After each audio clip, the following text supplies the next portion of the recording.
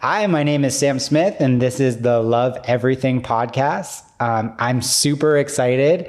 I have my longtime friend and partner with GivePower, Aparna Mohla, here on the podcast. So, Aparna, thank you so much for joining us. How are you?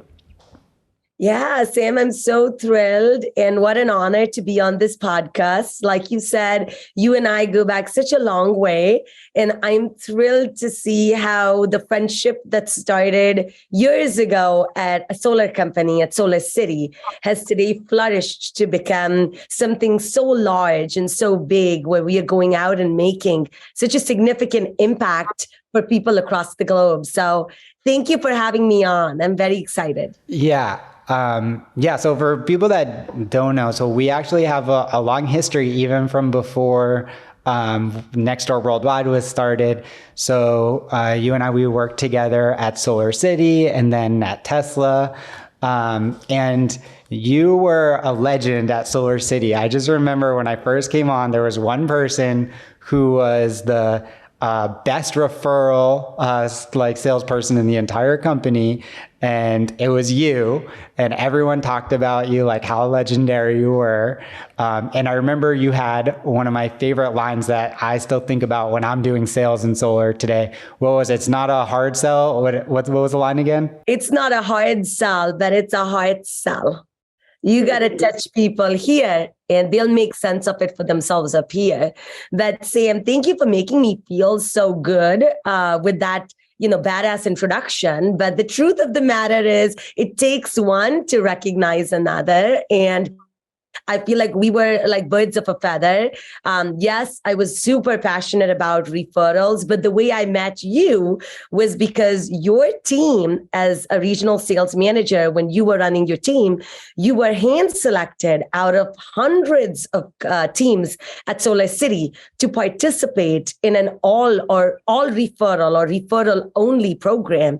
And that's how we met. And so I think we really do see, Sam, eye to eye on customer service, on serving our customers with a servant's heart and really giving back at the same time to do good as well as live well. And so it's really nice to see that we are still connected with each other. Yeah, totally. I think that was kind of both of our specialties. You were even more so than me, but it makes sense to me that our paths have crossed again now in the nonprofit sector, just because like relationships have always been, such an important part of both of our businesses when we were in the for-profit space. And it just kind of makes sense that, we kind of wanted to do what's best for the people we were working with at Solar City and Tesla. And now, we're both trying to help others. And so we officially became partners, I think back in like March or April of last year of 2021. And that's right. So can you just start off just by saying like what your title is at GivePower, and then just give us a little bit more background? I've been talking about GivePower since we started, but it'll be great for you to just give kind of a little background on GivePower and the evolution of it and how you guys got into the water crisis and solar water farms. Yeah, I would love to. So for everyone listening to us today, or those that will tune in at a later time, my name is Aparna Mohla. I'm Vice President of Corporate Partnerships at the GivePower Foundation. GivePower is a nonprofit that was started in 2014 with the mission to electrify the world.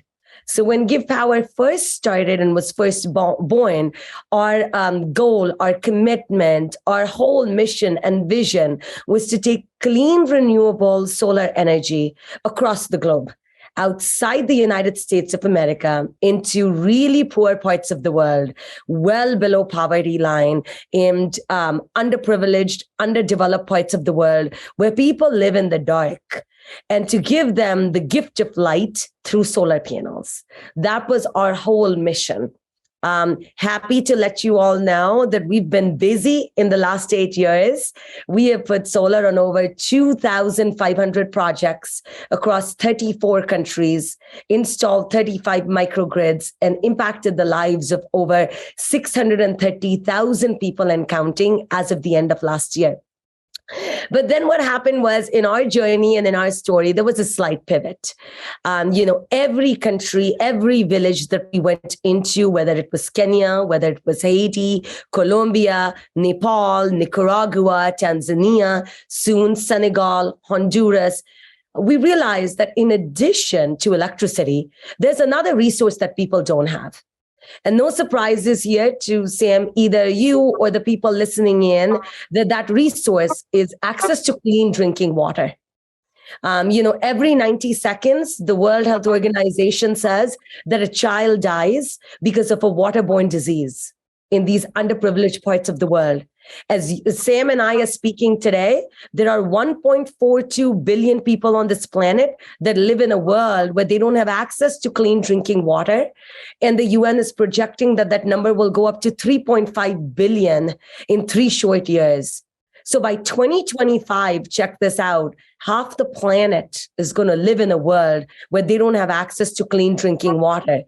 Should we not do something to fight this global water crisis? And so that's when the GivePower Foundation decided in 2018 that let's combat this problem in a sustainable way. Hence, you see the green screen behind me. This is our solar water farm. So in 2018, the GivePower Foundation deployed our very first solution to this problem, which is clean, renewable solar energy and solar panels that generate clean drinking water. And so it's a desalinization. We go into coastline villages in Kenya and Haiti right now, primarily. We did one in Colombia as well.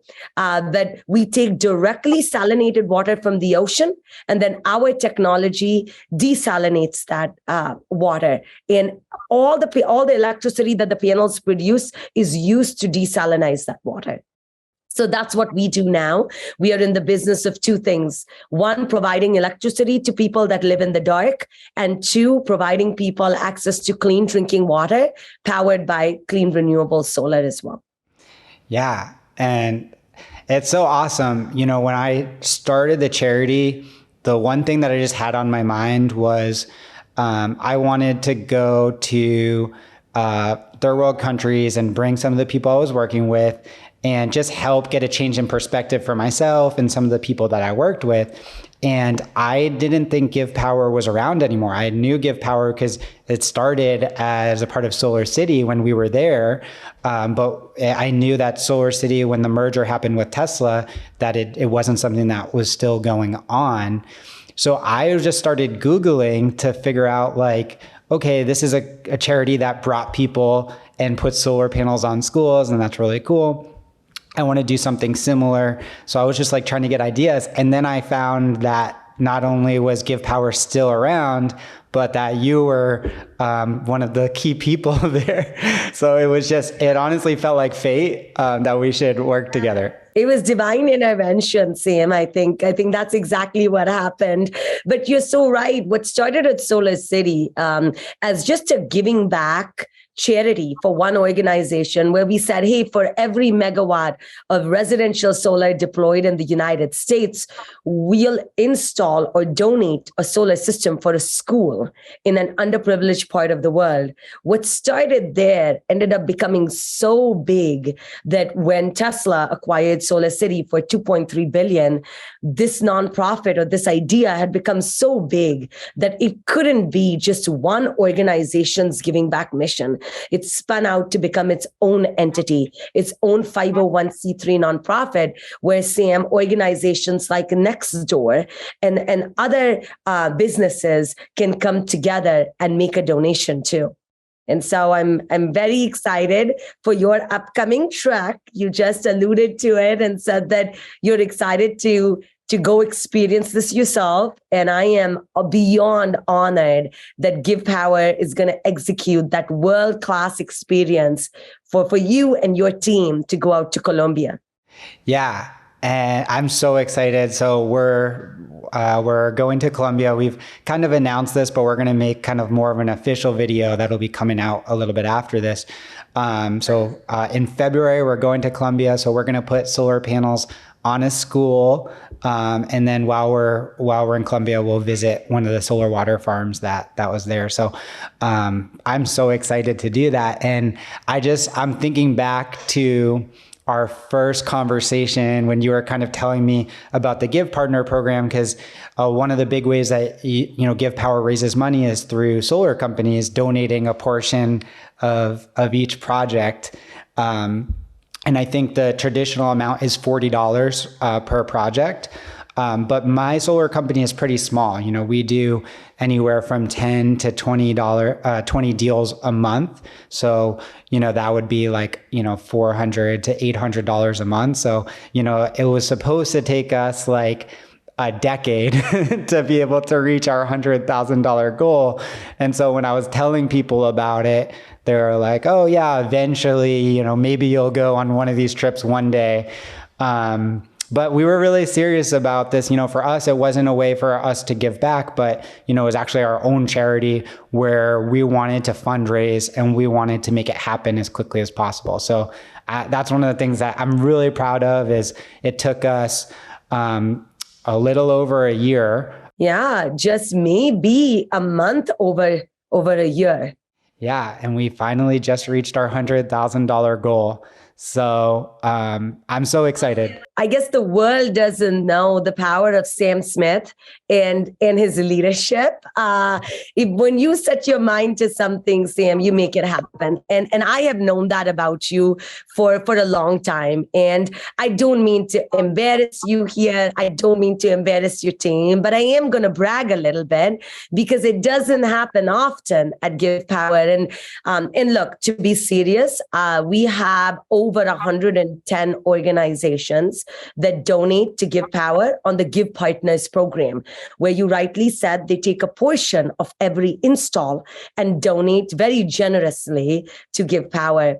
And I never mean to not appreciate that, because I think every time an entrepreneur decides to take a portion of their profits and donate it to a great cause, it's a little miracle that's happening. And we are so honored that we get to work with people where every time that happens, there is a little miracle that just took place. But I want to shine the spotlight on this miracle, Sam, that you and Nextdoor have done in just a record amount of time. Given the volume, given the size of, growth rate on the solar division of Nextdoor, like you rightly said, we had projected at that run rate that it'll take us quite some time to get to a truck. Even though a truck is not time bound. So there is no cap in when you earn it. Just whenever donations hit 100,000, you earn yourself a truck. But it was just absolutely amazing and brought the biggest smile to my face and took me back to my Solar City days when, Sam, you hit that number as an individual in like maybe 13 months. I think I got to go back into the math. Maybe it was 12 months actually, where you hit that number. And the kudos that I want to give here, what I want to talk about with the audience, it's not this braggadocious thing that, oh, look at us. But it's more so of, I really believe that the engine to prosperity is fueled by purpose. So if you want to be prosperous, all you got to fuel is your why, your purpose, your calling. And when you fuel that, prosperity automatically happens. And Sam, when I think about you and our partnership, I feel like it's the poster child to exactly that phrase, is because that's what we did. That's what you did. You fueled your purpose. You fueled your why. And without chasing the end goal, we ended up earning a track in a record amount of time. And not just earning a track, but I think for your team, for listeners, for viewers, for those people that potentially are interested in joining Sam on a track, I think it's important for them to know that out of the $100,000 that, Sam, you and your organization have donated, $50,000 went towards building solar water farms. So Nextdoor has provided 2,500 people 20 years of clean drinking water powered by the sun. between Kenya, between Haiti, and Colombia. So I'm thrilled that you picked Colombia because guess what, Sam? You and your team are going to swing by the solar water farm that you helped fund. So you actually get to see people enjoying, the goodness that you put out into the universe in practice. In actuality. And then that remaining 50,000 of your donation is what you've used to fund a truck where 10 people are going to go out into a village in Colombia. There is no electricity whatsoever. Life is sun up to sundown. After sunset, it's pitch dark. But, with your bare hands and your full hearts, that team is going to eat, breathe, live, dig, trench, wire, paint, and install a ground-mounted solar array system that'll bring electricity for the indigenous community that lives in that village for the very first time. And I don't want to give away too many spoiler alerts on this podcast, but I do want to challenge everyone listening that when you come back from the truck, those of you that are lucky enough to go on this, I want to ask you, what was more brighter? Was it the light bulb that got turned on in the dark? Or was it the twinkle in the eyes of the kids in that village when they saw light for the very first time in their life? I just want you to come back and I just want you to answer that because I still to this day get emotional and choked up thinking about the trek that I went on because to this date, Sam, I haven't found the answer to what was more brighter. I think it was the latter. I think it was the twinkle in the eye that outshined that light bulb in the dark, because it is just so significant in terms of the legacy that you leave behind. But of course, I want you guys to go experience this yourself. So your trek was in Colombia as well. I'm getting a twinkle in my eye just hearing you talk about it. I'm getting so excited. There's a bunch of things that I kind of want to cover with you. I want to get more into kind of the depth of how solar water farms work. But before we even do that, I would love to hear more about your experience on the trek. We still have open spots on our trek. I have a very small team. So we're trying to bring some of our best fundraisers and top donors, and we're actually announcing in the coming weeks. By the time this comes out, we've probably already announced our next fundraising event called the Holla If You Hydrate event, which we did last year. So we're looking to inspire people to do their very best fundraising. So I'd love to just kind of like pick your brain a little bit more on the trek and get into the details so people have a good idea of what they would be doing and how it would all work. One thing I do want to clarify too, though, before I have you answer that. So when we've been raising money, we really focus because there's so much. When I first started, I was telling people about this solar panels on the school and all this stuff, but it's so much. And, from talking to you and my business partner, Johnny, I really became passionate about the water crisis. It was something when we first talked that I was aware of, but was not passionate. And then through kind of going headfirst into all of the info, it's something that's like a very important cause to me that, like you said, I found my kind of purpose and helping people. It just makes so much sense to me. Like it's such a solvable issue, and there's no one who thinks that people shouldn't have water. So everyone can get on board with it. But one thing that people might be confused on that I just want to clarify. So we raised $100,000. So $50,000 is going towards the water crisis and the solar water farms. $50,000 is going towards the trek. And that's putting solar on a school in Colombia. All the money that we get from the public, because we're a public 501(c)(3) charity as well. So all the money that we get from the public goes towards the solar water farm. So it goes towards that 50,000. So all the money, the other 50,000 that we paid GivePower, all came from myself and the business. So we cover all of that, just so people aren't confused. Like when we say every $20 donation, goes towards giving one person access to clean water from these solar water farms. That's because we're putting all your donations towards that 50,000 for the solar water farms. And then we're covering, and the people that are going on the trek with me are covering the cost of the solar on the school, which is also an amazing thing. They're both amazing, but just so people don't get confused, on kind of how it all works. But if you could tell us more about your experience going to Colombia, you went to the same country that we're going to be going to. So I know it was a great trip for you, but if you could give us some more of the details, like what was your favorite part? Tell us about it. All of it, Sam, all of it. It is so unique. It is so transformative. What I loved the most about the trek was that in 6 days, I felt like I had the most immersive cultural experience that I just cannot put into words. Sam, this isn't like a photo op. This isn't going to a village and just standing by or doing a ribbon cutting. This is actually spending time with that unique indigenous community. You've probably heard the phrase that, love has no language. Well, wait till you go on a trek because you see that come to life. Even though, so I went to a part of Colombia, which was the desert region. It's called La Guajira. I'm not quite sure, Sam, yet where you guys, this project is. I'll find out and circle back with you. But La Guajira is, I think, the part of Colombia that is absolutely untouched by man. It is where the massive desert meets the ocean. And the indigenous community there were the Vajus.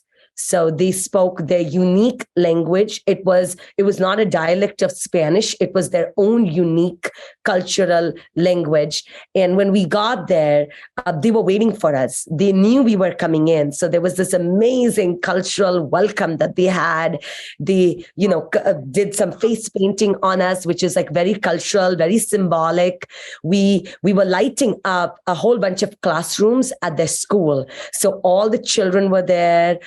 It was just so touching. Right from the get-go, I got emotional. But then as the days went by, I really started, or everyone on the team really started building bonds. Like I can't even explain to you. And bonds on both the sides. Bonds with my fellow trekkers, the teammates that came with me, and further bonds with, the villagers that we were there meeting with.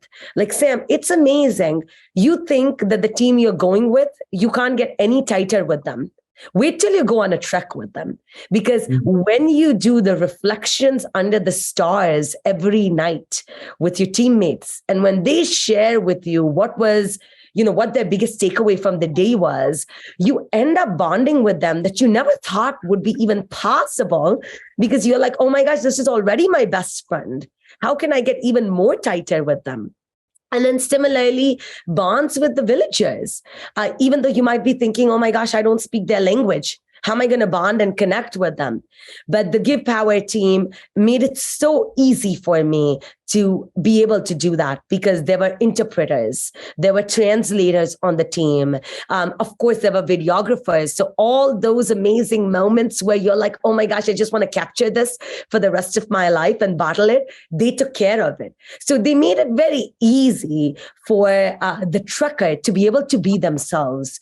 I bonded with teenage girls in their dorms, learning about culturally kind of what their hopes and dreams and aspirations were. There were teenage girls that shared with me about how they wanted to be doctors and lawyers and not want to get married at 18, not want to be given away, talking about the dowry system that exists there. Like, you wouldn't believe it, but the deep connections and bonds that I made with them is something that I will keep with me for the rest of my life. It made me, when I got back, to be a much better mom to my 2 girls, because you just come back with a grateful perspective that you never thought going in would be. Or, all those trenches that we dug, all the electrical wiring that we did, of course, in conjunction, Sam, with local EPCs. So there will be, in order to give local jobs, there will be a couple of project leads on the project that you are doing. There'll be local hires that we will have there that'll kind of break you up into teams. Which team is doing what project? I was also on the painting team. So I also painted, the facility where we had the inverter, where we had the battery. And then I did that in conjunction with the children, with the local leaders of the village. So that was another area for me to bond with them. And then the best part, Sam, was in the evenings.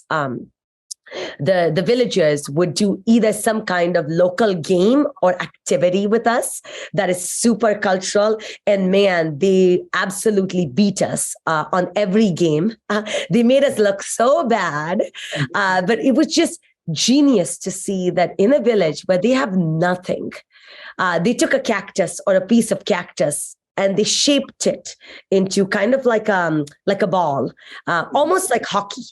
And they played a local hockey game with us, and they absolutely, destroyed us in that game. But it was so awesome to play those type of games with them in the evening, or at sunset. They would take us to these beaches, Sam, that are like untouched by mankind, so clean, so pristine. They showed us how they kite surfed.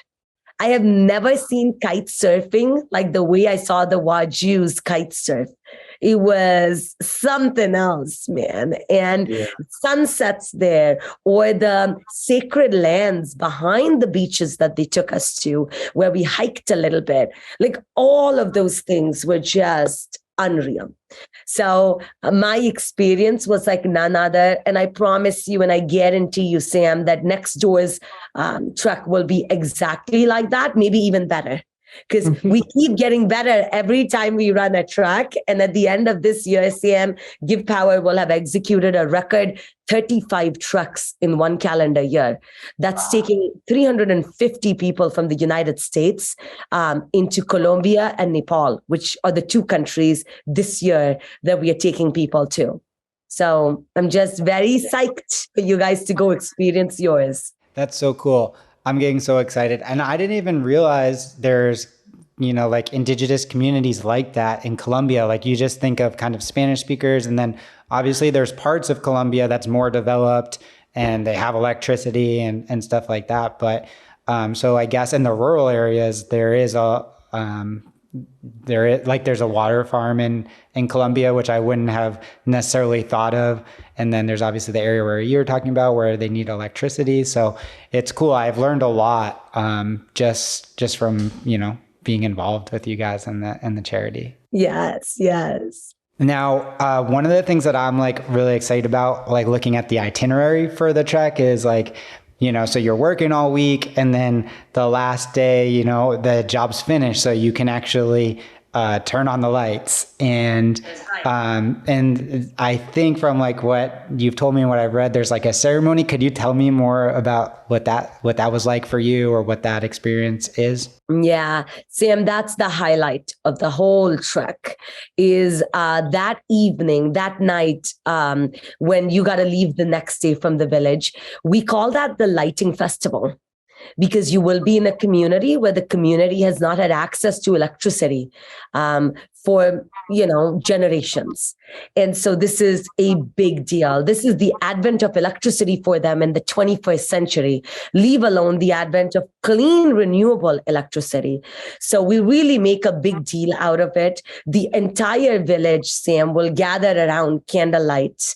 All the elders, the adults, the children will gather around candlelight. And at the count of 3, they will yell out your company name or whatever you want them to say. If there is another word that really brings home this whole trek for you, you ask them to say that at the count of 3, and they'll flip a switch. And Sam, for the first time in the dark, a light bulb will turn on. And you will see tears and joy and laughter and disbelief and dancing all at the same time. Like, I kid you not, like if I close my eyes, I can go back into time and remember that moment for me in Colombia. It was unreal because people don't know how to react. Children sticking their hands into a refrigerator that's plugged in and touching their face, because they've never seen what the cold, or they've never felt what the cold of a refrigerator feels like, because they've never been able to preserve food.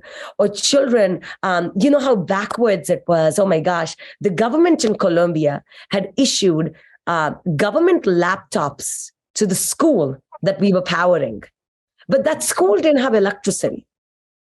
So what are they going to do with the laptops that the government gave them? And so for the first time, Sam, we turned on a laptop And children couldn't believe that they could see photographs of what an airplane looked like, what a train looked like. The fact that they could write, they made a heart on a Microsoft Word doc, and then wrote in their native tongue that they love GivePower. Like all of those firsts were things that I just came back with, and it took me days. I kid you, it took me days to process this experience because it is such a taken for granted here in the United. We are so lucky in America that you walk into a room and you never have to think twice if the lights will turn on. When you take a sip of water, you never think twice about, wow, I don't need to gulp this water down because in the next hour, I won't have water for a full day. Or you never have to think about, oh, thank you, God, this water tastes so damn good. How am I chosen to get to drink water that tastes like this? We never have to worry about our children falling sick with typhoid because of the water that they drink. And all of those things are luxuries for people that we went and met in that village. And so that right there, Sam, that lighting festival is truly, truly the highlight of that whole track. And I would not be surprised, Sam, if you and your team have to take days once y'all come back home to really process what you did, the legacy that you left behind, because it really is something else. You think here, I mean, at least I thought before I left that, oh, I am going on this truck and I'm going to leave behind something for those people. Well, when I came back to Arizona, I realized that I couldn't have given them anything. They gave me so much more than I could ever give them, because they have nothing, yet, Sam, they have everything. They have everything, and not just everything, but they want to share what little they have with the rest of us. And that is such a gift. And to be able to experience that firsthand is a blessing. And so I cannot wait for y'all to come back and report back and tell me how this trek was for you and your team. Yeah. No, I'm so excited. It's amazing. And that's like really what, why we started in the first place is that's that sense of perspective. Like I just personally in my own life had this realization that I think my life will be better as I get better at appreciating what I have opposed to getting the things that I want. And I always thought like, oh, once my business is doing really well, I'll start being more charitable and I'll start donating more. And I think a lot of people have that mindset of, yeah, eventually when X, Y, or Z happens, then I'll do this or that. And I don't think anyone really knows this besides like my business partner and Josh. But when I reached out to you and we started the charity, my business was losing money at the time. We had actually only gotten one sale over a 2-month period. And we were really underwater at that time. So it was not really a time where financially it made sense to start a charity, spend more time on something, donate money elsewhere. But I just felt like I knew that my life was going to be better when I started taking action in that direction. And, it's crazy because the more that I've tried to help others and serve others, whether it's here or raising money for the water crisis, and raising money for solar on a school, my business has done better and better. We've made, more and more money. And that's like a lesson that I'm hoping we can inspire more people to learn is that, it's about appreciating what you have and just doing what you feel like is right in your heart. And a lot of times, like if you do that, like things work out. Or they did for me. So that's kind of my own personal experience. Sam, you're so spot on. This whole idea of the more you give, the more you get. Forbes magazine recently published an article or a little while ago that proved exactly what you're saying. And they backed it with numbers for-profit businesses, where they said that when a business donates to a cause that is directly in sync with their mission or what they believe in, their purpose, automatically they see revenue go up. They see turnover cut in half. They see market share go up simply because ultimately customers and consumers want to associate themselves and want to buy stuff from businesses that are doing it right.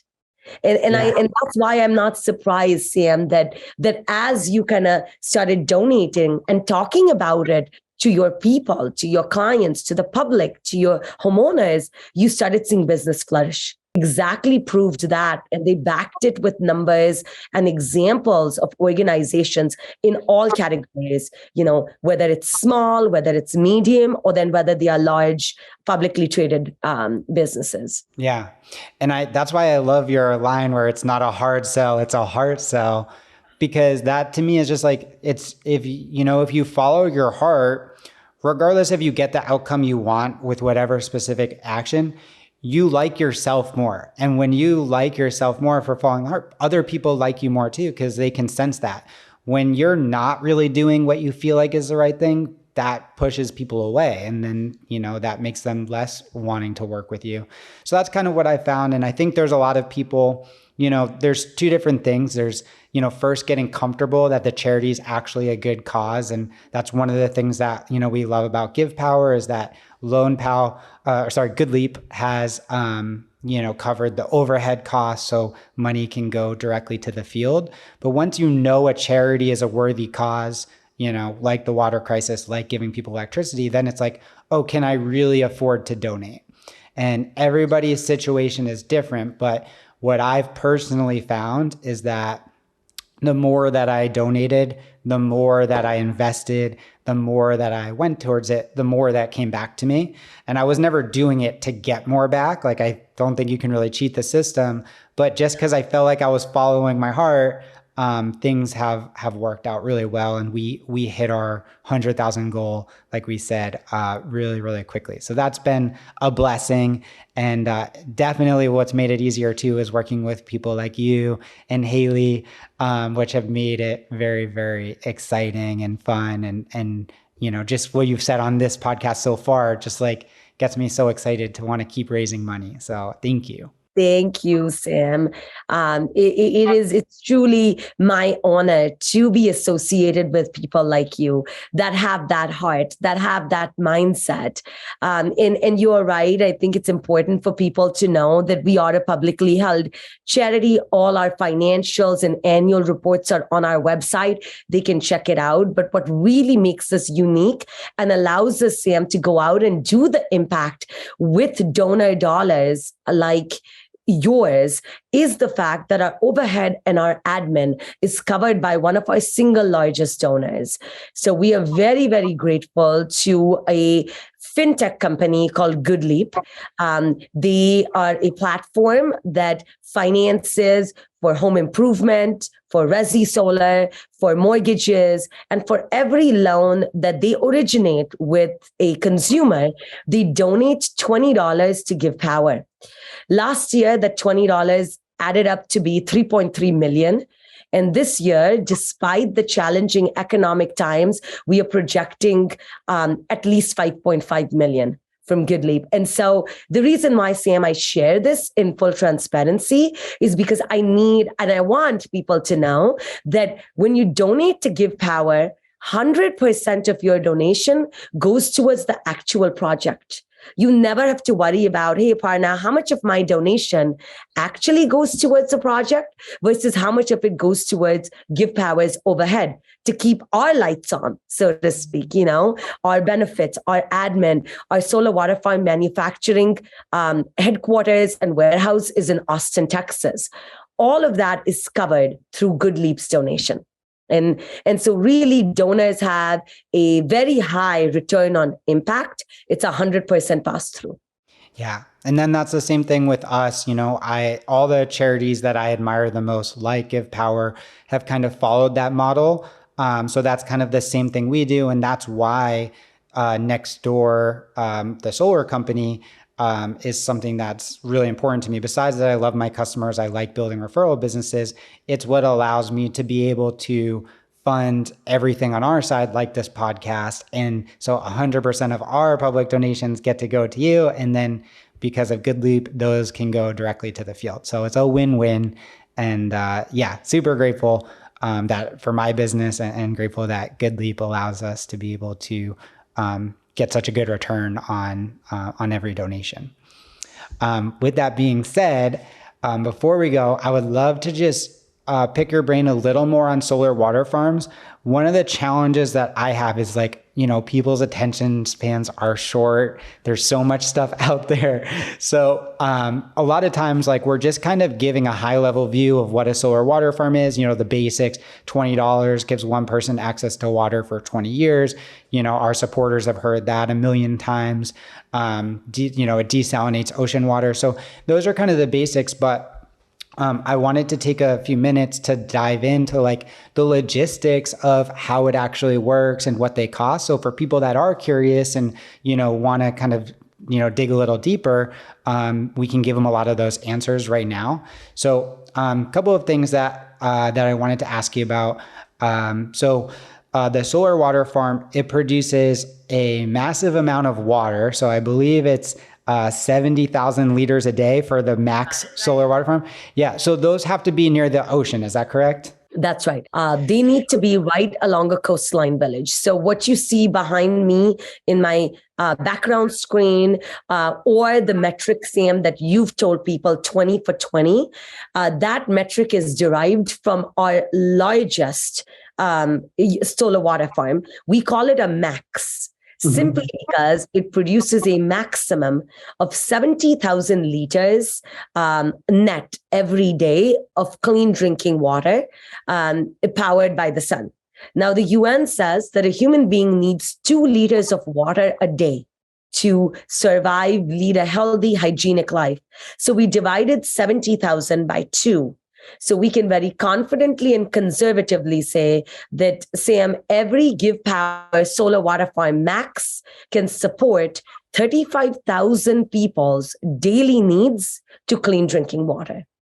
The technology of filtering that water, I don't want to give people too much paralysis from analysis here, but it is a 50 kilowatt. If you're in solar, you'll probably get this right away. It's a 50 kilowatt solar array system that is attached to a 135 kilowatt hour battery system.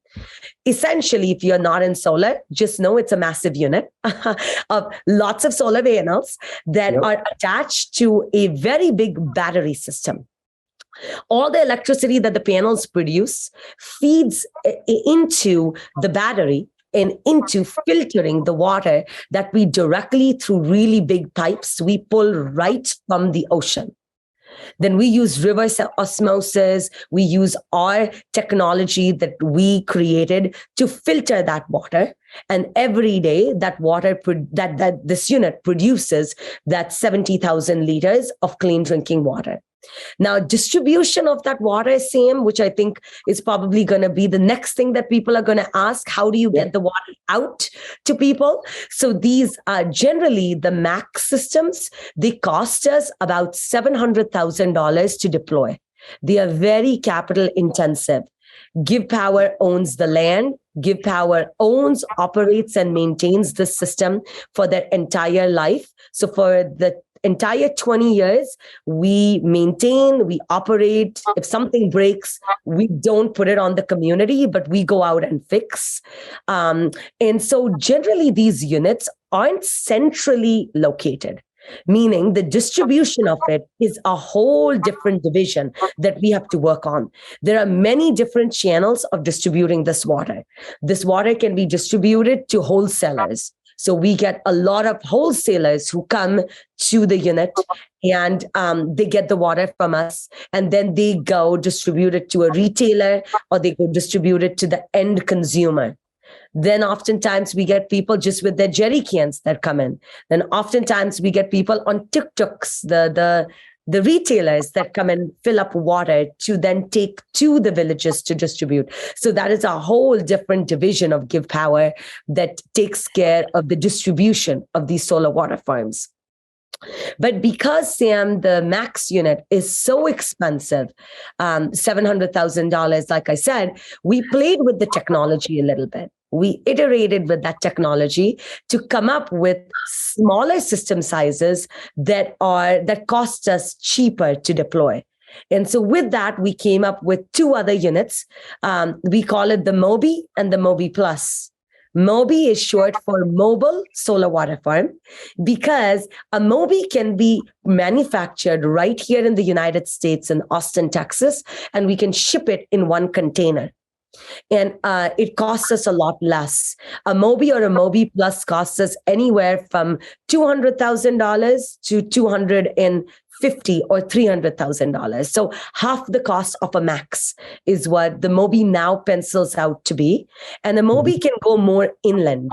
So Mobi filters brackish water, or water that comes out of the ground is what it filters. It doesn't filter the direct water from the ocean.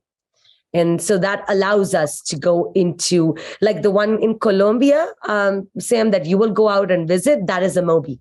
It was our first ever Mobi that we deployed in Cabo, a community in Colombia. And from a shape or a structure standpoint, you could compare it to the Tesla Model X. Just like the doors open up as falcon wing, the Mobi opens up almost like falcon wings, and on either side of the wings are the panels. So if you wanted to visualize it, that's kind of what the Mobi looks like. Very cool. And so that kind of allows you to work in more areas, because obviously if there's a place that doesn't have water, that's not near the coast, but there's like a brackish river, something along those lines, it just makes it so that you can kind of impact more areas. Is that kind of the thought process behind it? You bet. It is definitely, that's definitely the thought process. Also, Sam, the thought process is if we want to scale on, so when we first started the solar water farms in 2018, we just had one in Kiunga, small village outside of Mombasa in Kenya. Today, as I speak to you, we have 7 more solar water farms operational. By the end of the year, we'll have a total of 12 operational. Next year, check this out, we are projecting 12 more that we will deploy, which will bring total solar water farms to 24 by the end of next year. And so we are looking to double our growth every single year. And in order to do that, it's not just a Max that'll help us scale, but the Mobi Pluses are ones that'll help us scale very quickly. That's awesome. So can you tell us, so I know right now you're in 4 countries. I think are there plans to go into more countries, or are you going to just kind of focus on those? What are the plans for the future in terms of where GivePower wants to operate? Yeah, so the future is very, very bright. Sam, as you know, there is no lacking or shortage of the kind of impact that needs to be made in the world, especially around water. But the thing with GivePower is that, Sam, when we go into a country, our commitment is for the long haul in that country, which is why we don't just bomb in and out of communities, especially when we go in there with our solar water farm technology. Mm-hmm. So recently, our goal has been to go deep and not wide. So in Kenya, when we go into Kenya or when we go into Haiti, we actually open up our own subsidiary of GivePower in that country. We hire local people as full-time staff on our payroll because we want to be there forever. We want to make an impact forever. And so we've been a little bit slow, all that to say, in growing our number of countries for solar water farm. But having said that, we are projecting that we will add more countries in this coming year. So we are in conversations with newer countries in terms of, first it was just Kenya and Haiti, and then Colombia that we did solar water farm in. Now we are looking into Senegal, we are looking into Tanzania. So very, very nascent stages. Don't want to put the cart before the horse, but we are looking to really grow our impact in those African nations with solar water farm. So that's kind of what we are looking at doing. Similarly, Sam, on the truck side. Yeah. When we started trucks, the options were only Nepal and Colombia. But then in next year, we've added Kenya to the mix. And we're looking to, grow there as well with trucks. So on both fronts, trucks as well as solar water farm, we are slowly but very surely looking to add more countries to the mix. That's awesome. Yeah, that's amazing. And I do like the idea of like, digging a 100-foot hole instead of 101-foot holes. So I love that. And I think I like that. I'm going to steal that, Sam. you got it. I didn't come up with it, but it is good. The other thing that's really cool, because as you like read more about the water crisis and all this, you also realize that there have been a lot of wells dug or different solutions that have happened, but there was no maintenance on them. And then, it broke and no one was there to fix it. So like, it's really awesome that GivePower has a setup where it's self-sustainable and you're able to maintain it for 20 years. Cause I think that's an underrated part. Like the exciting part is they didn't have water and now they do. And then you just kind of go away. But reality is that it's not just about setting it up, but making sure that it's sustainable. So the combination of solar and then how you guys are deploying it to villages outside of, the initial village where it goes, like, it's awesome. And it's why we're excited to be your partner. So it's very cool. I love that. I love that. But Sam, look, GivePower is doing some crazy, amazing things. But the truth is, and I mean this is the God's honest truth. I mean it with utmost sincerity, is none of that work is even remotely possible without having donors that stand behind us like our rock, our backbone, our biggest and strongest support system. If we didn't have you, if we didn't have Nextdoor, if we didn't have your community of people that donate to you to be able to allow you to go out and do this kind of work, all of this amazing impact that I'm talking about, it really doesn't happen. And so the truth of the matter is that the gratitude that GivePower has, and I know I say this on behalf of everyone in our organization, is that our donors are like oxygen on Mars for us. If we don't have people like you that believe in us, we could have the nicest, the best of intentions, that work just isn't there, or we just cannot complete it. So all the gratitude here from our side comes to you, Sam. It comes to the people that are going to view and listen to the podcast, because they play a very significant role in allowing you to be able to go out and do this kind of good. All your customers, all your teammates. Man, I just, from the bottom of my heart, thank you so much for being part of our GivePower family.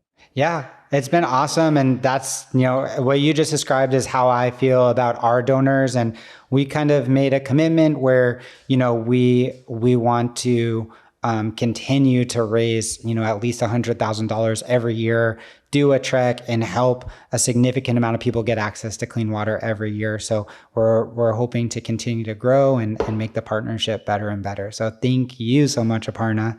I'm just really appreciative. Oh, same. Thank you for having me on today. This was truly the highlight of my week. It's actually, Sam, my birthday on Monday. And so I feel like this podcast I described it to Haley as my early birthday gift because I take off tomorrow and Friday, and my sister and I are going to go to New Orleans for the first time. And so I told Haley that I want to end, the last thing I do before I check out is this podcast, because I know I'll be in a very good mood. I know that it'll be a high that then I can take off to. So I actually, from a selfish reason, I just want to say thank you, Sam, for thinking about me and giving me this honor to be on today, because it's like the best way for me to take a little bit of time off. And thank you for my early birthday gift. Well, happy early birthday. You always put a smile on my face. So, so much awesome, infectious, positive energy. So thank you for coming on. This was awesome. And let's talk again soon. Yes. Thank you, Sam, for everything.